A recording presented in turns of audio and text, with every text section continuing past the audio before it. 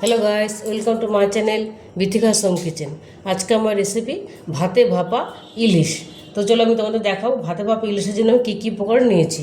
প্রথমে এখানে দেখো আমি ইলিশ মাছ নিয়ে নিচ্ছি 6 পিসের মতো, ধুয়ে পরিষ্কার করে নুন হলুদ মাখিয়ে রেখেছি। আর নিয়েছি এখানে দেখো সাদা সর্ষে 2.5 চামচের মতো নিয়েছি, আর পোস্ত নিয়েছি 1 প্যাকেট, 20 টাকার একটা আমি প্যাকেট নিয়েছি। আর নিয়েছি 3টে কাঁচা লঙ্কা, মাঝখানে চিড়ে দিয়েছি, মাঝখানে আমি লঙ্কাটা ছিঁড়ে দিয়েছি। আর নিচে লঙ্কার গুঁড়ো অল্প, হলুদ গুঁড়ো, নারকেল কোড়া, এটা পেস্ট করে নেব। নিয়েছি টক দই, লাগবে নুন, সর্ষের তেল। আর নিয়েছি এখানে আমি এই কচু পাতা, দেখো এটা হচ্ছে দুধ কচু পাতা।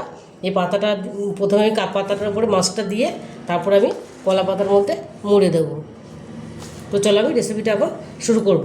প্রথমে আমি মিক্সিতে আমি এগুলো পেস্ট করে নেব। সাদা সর্ষেটা দিয়ে দেবো এর মধ্যে, আমি দিয়ে দেবো পোস্তটা,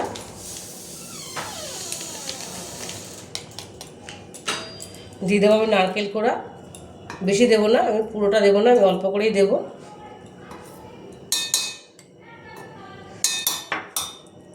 এটা আমি অল্প জল দিয়ে এটা আমি পেস্ট করে নেব, একসাথে সব কটা পেস্ট করে নেব। দেখো এটা মধ্যে আমি টক দইটাও দিয়ে দিয়েছি, তাহলে আমি বুঝতে পারবো জলের পরিমাণটা। আর 4টে কাঁচা লঙ্কা আমি দিয়ে দেবো, একসঙ্গে পেস্ট করে নেবো। যদি জল লাগে তাহলে আমি জল দেবো, নইলে আমি আর জল দেবো না। দেখো আমি পেস্টটা করে নিয়েছি, এই যে পেস্টটা আমি করেছি সুন্দর করে। এই পেস্টটা এরকম একটুখানি শুকনো শুকনোই করতে হবে, বেশি পাতলা করলে চলবে না, তাহলে এটা বেয়ে ভেতর দিয়ে পড়ে যাবে পাতা দিয়ে। যেহেতু আমি পাতায় করবো কচু পাতা, তার মধ্যে আবার ভাতে দেবো, তাহলে ভাতটা পুরো কালারে ফুল হয়ে যাবে। আর এখানে কচু পাতাগুলো দেখো আমি ধুয়ে রেখেছিলাম, আর কলা পাতাটা গ্যাসে আমি সেঁকে রেখেছিলাম, এই নরম হয়ে গেছে কলা পাতাটা। দেখো এবার আমি মশলাটা মেশাবো। দেখো মশলাটা আমি পুরো দিয়ে দেবো। কলা পাতা এই কচু পাতায় ভাপাটা ভীষণই ভালো লাগে, পাতাটাও খাওয়া যায় মেখে, খুবই ভালো লাগে এটা। এবার আমি দিয়ে দেবো মশলাগুলো। এই হলুদ গুঁড়ো লঙ্কা গুঁড়োটা দিয়ে দিলাম আমি, দিয়ে দেবো নুন। এই দেখো 1 চামচ, ছোটো 1 চামচের নুন দিয়ে দিলাম। দিয়ে দেবো তেল,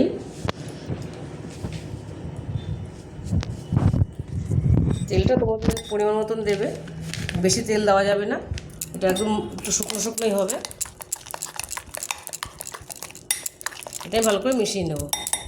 দেখো এটা আমি ভালো করে মেখে নিয়েছি, একটু নারকেল করে আমি দিয়ে দেবো, এইটুকু আমার বেঁচে গেছিলো, তাই আমি 2 চামচ এখানে আমি দিয়ে দিলাম, খেতে ভালোই লাগবে। দেখো এটা দিয়ে দিলাম, একটুখানি তেল দেবো। খেয়াল রাখতে হবে যেন পাতলা না হয়, সর্ষে বাটাটা পাতলা হলে গড়িয়ে পড়বে। এবার আমি মাছগুলো দিয়ে দেবো। দেখো নুন মাখা মাছটা আমি দিয়ে দিলাম।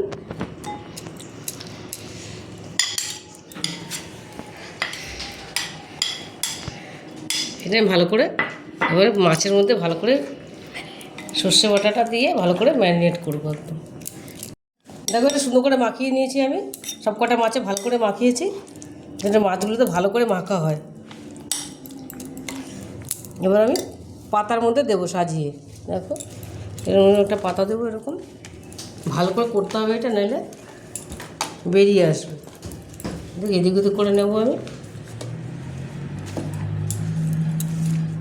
এই যে এরকম করে দেবো, তাহলে জিনিসটা বেরোবে না। এবার আমি মাছগুলো এক একে দিয়ে দেবো। দেখো এই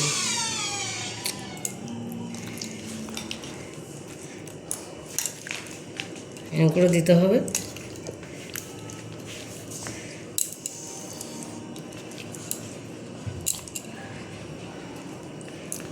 আমি মশলাগুলো ভালো করে ছড়িয়ে দেবো, এই কাঁচা লঙ্কাগুলো দিয়ে দেবো, এই গোটা সমেতি দেবো।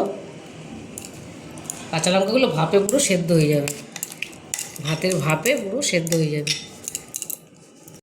দেখো মাছটা আমি পুরো সুন্দর করে দিয়ে দিয়েছি, লঙ্কাগুলো আমি একটু সেই সর্ষে বাটা দিয়ে ঢেকে দিয়েছি, তাহলে ভালো সেদ্ধ হবে। একটুখানি তেল দিয়ে দেবো উপর দিয়ে, একটুখানি তেল দিয়ে দিলাম, একটুখানি ভালো লাগবে। এবার আমি এটা আস্তে আস্তে মোড়াবো। দেখো এরকম করে দেবো, এই নিচের পাতাটার সঙ্গে জুড়িয়ে দেবো।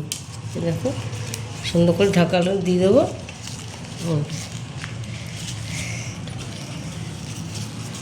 এটা ভালো করে মুড়তে হবে, নইলে এটা বেরিয়ে আসবে। দেখো এবার আমি কলা পাতা দেবো।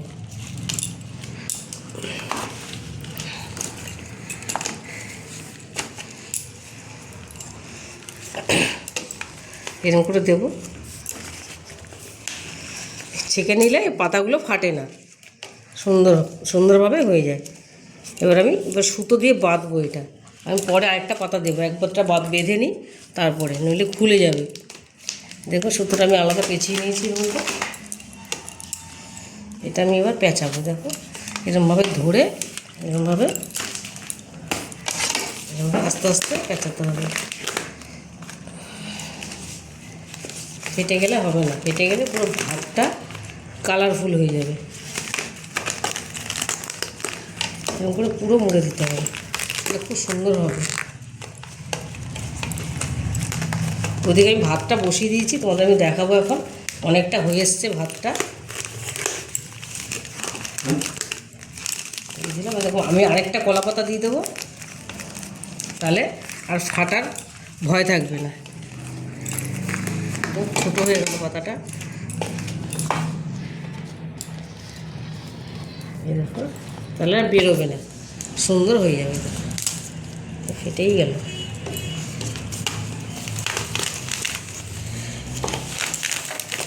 তো ঝামেলা, কিন্তু ভীষণই ভালো রেসিপি, খুব ভালো লাগে।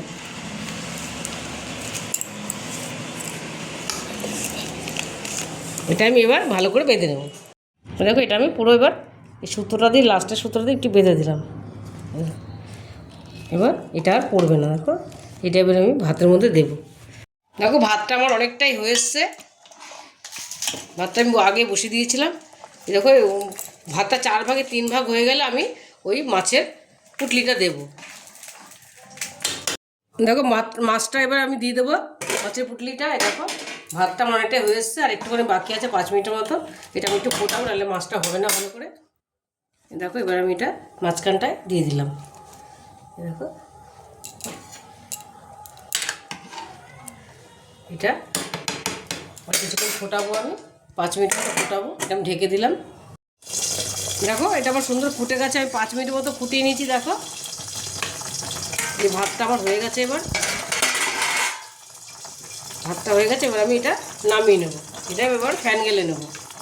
দেখো ভাতের মারটা আমি ঝরিয়ে নিয়েছি। দেখো এবার আমি এটা আমি উল্টে দিয়েছি, উল্টে দিয়ে এবার আমি আরও 5 মিনিট ভাতের ভাপে রেখে দেবো, তাহলে আরও একটু ভালো করে হয়ে যাবে। এমনিও হয়ে গেছে এটা মোটামুটি, আমি আরেকটু রেখে দিলাম।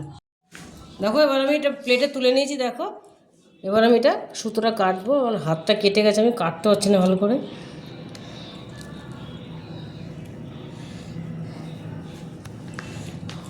দেখবো হয়েছে কিনা ঠিকঠাক। খুব ভালো করে বাঁধতে হবে, তাহলে আর এটা বেরোনোর ভয় থাকে না।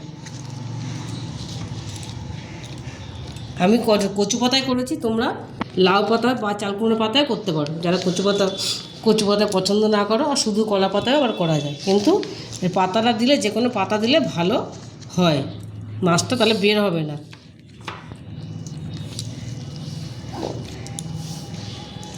আশা করি হয়ে গেছে। দেখো কি সুন্দর কালার এসছে। দেখো পাতাটা পুরো সেদ্ধ হয়ে গেছে একদম।